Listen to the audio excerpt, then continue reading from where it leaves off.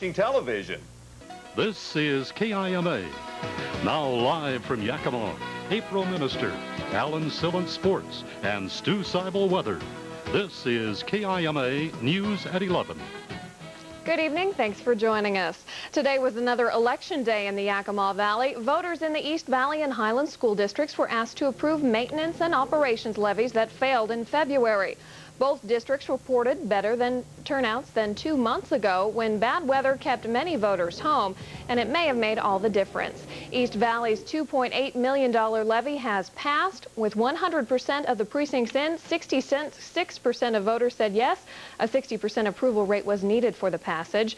And it's the same story for the Highland School District's $1.5 million levy. Just over 65% of voters approved the levy, with over 90% of the precincts reporting. Suspended Yakama Tribal Police Chief David Washines has been found guilty on 4 counts of theft, fraud, and embezzlement. A 6-member jury handed down the verdict after deliberating for a short time this afternoon. Special Prosecutor Irish Shue tells KIMA News the jury did the right thing by convicting Washines. I believe the verdict was that the jurors made the right decision, and I know this was a painful decision for the jurors to make, and I feel strongly it was a very courageous decision. It was the right decision. Washines was accused of taking money from the sale of tribal-owned fish and from a tribal yard sale in 1990 and 1991. A May 13th sentencing date has been set.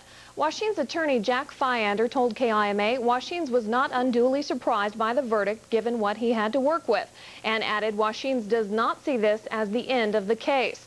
Fyander expects to appeal and says he'll file a motion for a mistrial because of allegations of juror misconduct.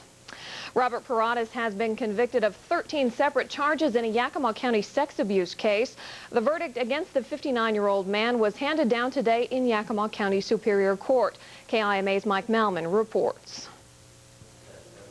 Prosecutors argued Robert Paradas promised 6 boys jobs at his planned Paradise Oasis Orchard near Autanum Ridge, but his real motivation was to have sex with the youths. Judge James Gavin agreed and today found Paradas guilty of 3rd-degree rape, 3rd-degree child molestation, attempted indecent liberties, and communicating with a minor for immoral purposes, 13 counts in all. The defense argued sexually graphic conversations Paradas had with the boys were not a crime. The judge disagreed. All of the things that he was doing, the poking, the prodding, the hugging, all the rest of that, that is not something that somebody does who has a motive which is other than to ultimately involve himself in some type of sexual contact with the person. The victims were between the ages of 14 and 17. The incidents happened last summer. Sentencing will take place in several weeks. Prosecutor Patty Powers plans to ask for an exceptional prison term of 57 years, well above the normal sentence of 5 years for these crimes. The goal is to make sure that he never has any opportunity to be in contact with young people. And as can be seen from these convictions, we're talking about oral contact in terms of communicating with them, for illicit purposes, as you heard during the course of testimony, and also the attempted sexual contact that he undertook, and also the sexual intercourse that he did in fact have with young men. We don't want any other young person to ever run the risk of a problem with him. It has yet to be determined whether Paradas will appeal. Mike Malman reporting for KIMA News.